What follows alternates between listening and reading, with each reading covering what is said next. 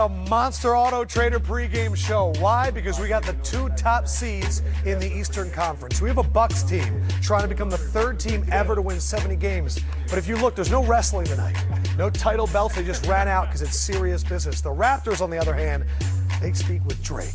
Drake came out with not one, but two belts. Why? Because it's been 9 months to the day since the Raptors knocked them out of the playoffs. And it all happens right here, TNT Tuesdays. Let's go.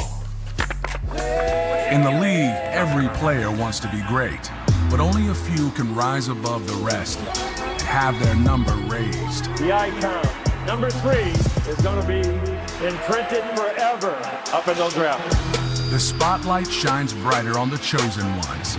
I know my energy will never die. I need my inner peace and peace of mind. I'm making history with all the guys. I am not satisfied with getting by.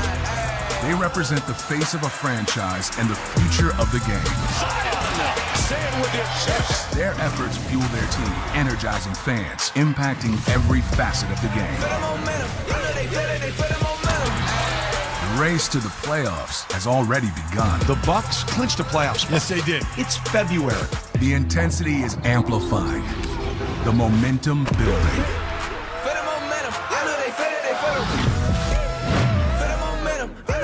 They feel it.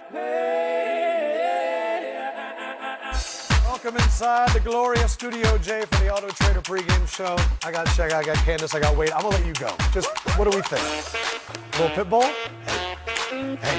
Hey. All right, what do we think? Shaq, radar outfit. Yeah, Shaq, 1 through 10. What do you give him? Candace, you give him 11. Well, thank you. Anyway, I don't know the rule, but when I was young, I keep hearing you can't wear white after what? Labor Day. He makes his own rules. But that was Labor Day pass yet? What's my that's score? like August. I'm gonna give you.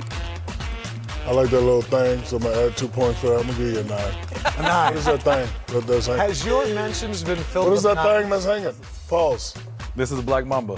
Oh, fire. I like Shout out that. to Kobe and Gigi. I like that. Yeah. That's hot. Yes, all my mentions has been, I gave you a 9 out of 10. Yes. Every picture, everything has been like, you get a 9. Yeah. Yeah. You look good. We're giving it 10. Why? Because it's easy. This is what's going on tonight. A little bit later, we're going to have LeBron versus Zion. But first, it is going to be Bucks versus Raptors. And this is a Bucks team that is on path for greatness. It's easy, presented by Auto Trader.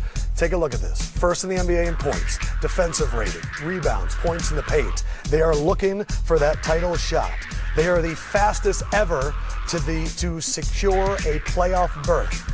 But I'm curious, I'm going to start off with D. Wade here. You were on a Heat team that won 66 games. Yeah. And I'm hearing a lot of people talking right now, should they go for 70? Should they race for the playoffs? You experienced a run that got close. Should they? Or should it be, let's rest a little bit? Well, I mean, I think for us, right, we were different, but we won 27 games in a row. It was that 33 game in a row mark we were shooting for.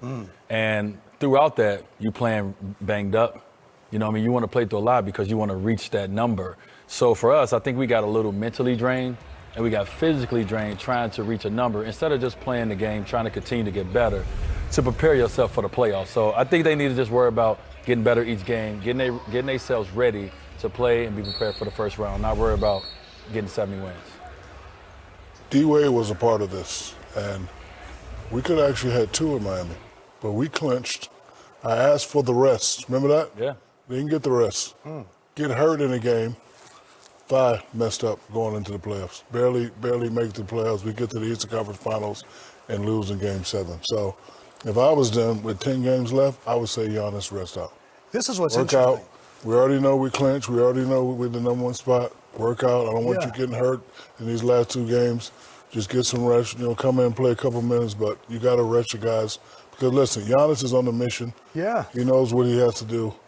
And they already have the number 1 seed locked down, so it ain't no use going out there getting hurt, messing around, because one injury on that team.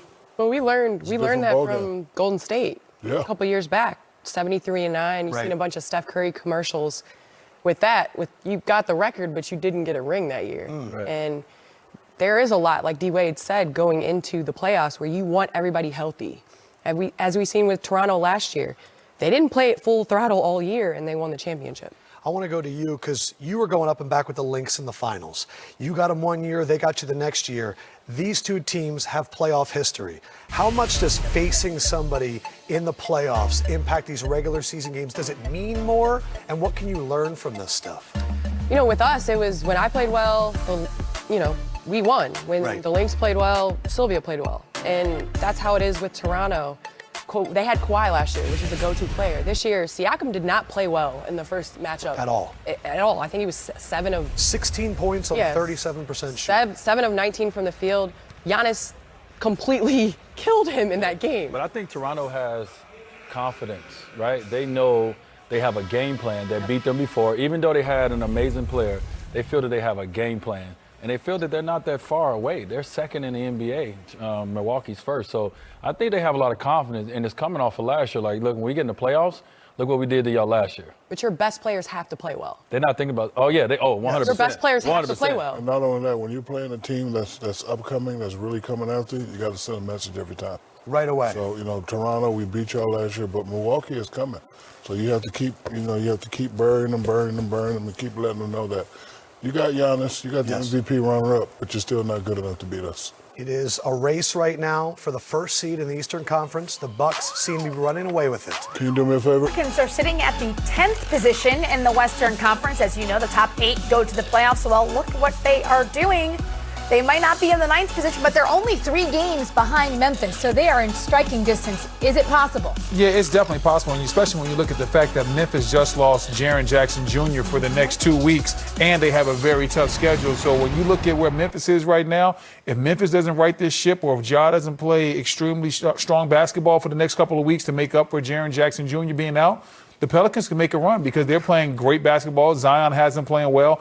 He's playing at a high level. Brandon Ingram still, his play hasn't tailed off. I was worried about would his play tail off now that Zion's there, but the Pelicans have a real shot to make these playoffs. Yeah, and Memphis has one of the tougher schedules in the league coming down the stretch. Damian Lillard missed the last 2 games. I expect this will be Portland's spot, but, Brendan, we kind of had this debate earlier.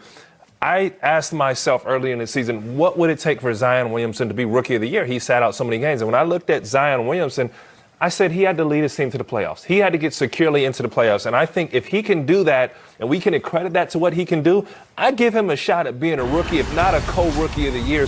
We can't. Yeah, I throw it out there, B. I know you don't necessarily agree, but I really love the energy behind New Orleans right now. I think as a whole, Zion's just getting the city excited. Yeah, I love Zion Williamson too. And saying that he can't be Rookie of the Year has nothing to do with his game. I think that if he played from the beginning of the year, he would hands down be the Rookie of the Year. We wouldn't be talking about Ja Morant being the Rookie of the Year over him. But when we talk about somebody that's missed this amount of games, I mean, he's going to miss almost close to half the season. And I remember last year, now I know Kawhi didn't get the MVP and he wasn't in the running. But at one point, it was a little bit murky, and everybody was saying, oh, well, Kawhi's missed 22 games. He can't be the MVP. So when you miss that many games, we can't change the argument just because we want to see Zion Williamson get it because he has such hype around him. And the league's going to push you. They want to push. You really want it. You really, really want it. Hey, I'm just saying, we can't just change the rules because we want to give this guy the award. I understand that, but if we had a coach miss half the season, he wouldn't be Coach of the Year. Or we had a guy miss half the season, he wouldn't be the Defensive Player of the Year. So we can't change these rules in this situation. Zion is great. He's going to get many, many awards in his career. I just don't think he can be the Rookie of the Year no matter what happens, simply due to games missed, not due to his game at all. And the reason I would even throw it out and entertain it, even a co-Rookie of the Years, I don't know, haven't seen that in the league in a while. We know how hard it is down the stretch to even get the A spot, let alone get into the playoffs. Everything gets a little more competitive. Now when you've seen a team the 3rd and 4th time opposed to the 1st and 2nd, everything's that much tighter. They know your scouting report. They know who you are. And that's when the stars really start to excel. You talk about the LeBrons, the Kawhis, and we're going to see the league's best. Okay, well, to your point, Ryan, it's been since 1995 since we've had co-Rookies of the Year, and that's partially, if not mostly, due to the change in the voting format. It's got to end up in a dead tie in the voting now. It would be nearly impossible for that to happen. Hey there, welcome to the warm-up brought to you by Ford. I'm Stephanie Reddy. We've got Ryan Hollins in the building, 10-year NBA vet, and Brendan Haywood, NBA champion. Glad to be here. Is that okay? Yeah, I like that. Okay, good. I like how you coming in with it. All right, ladies and gentlemen, we're thrilled you're here with us. We've got a doubleheader on TNT tonight, but we've got 7 games across the association, and we also have some news to report for you all. good news for the Golden State Warriors. Stephen Curry is set to return to action on Sunday. That game is against the Washington Wizards, so we're expecting big numbers out of Steph Curry. His wrist looking good. LeBron James of the Los Angeles Lakers.